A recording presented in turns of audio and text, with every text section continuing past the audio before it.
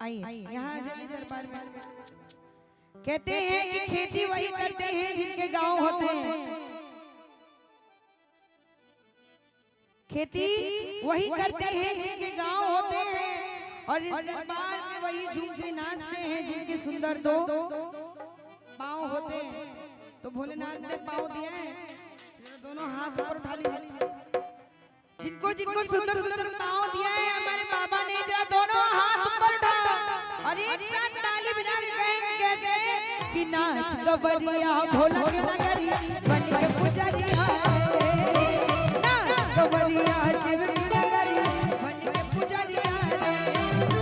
रिम झिम सावन के, रिम झिम सावन बरसेला बदरिया रे, नाच गवरिया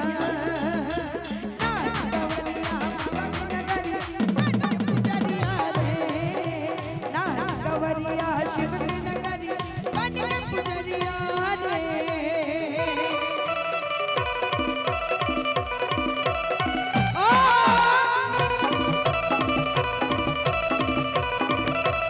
या दोनों हाथ बढ़ाओ और या झूम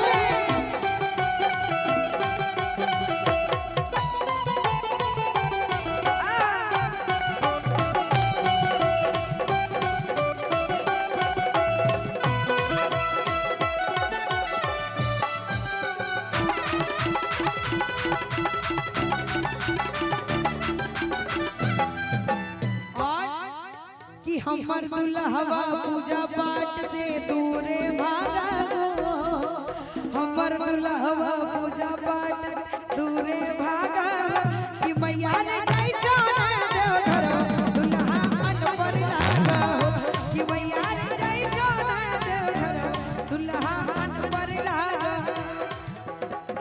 अच्छा ये बताइए कि किनके पतिदेव पूजा पाठ करते हैं? बस आपके ही, आप लोग के नहीं? अरे झूठ बोल रहे हैं। अरे मेहरारू सब को करे ले, हमने कि यहाँ बिहार में मेहरारूए लोग जाते करल। बोलिए सच्चे दरबार की।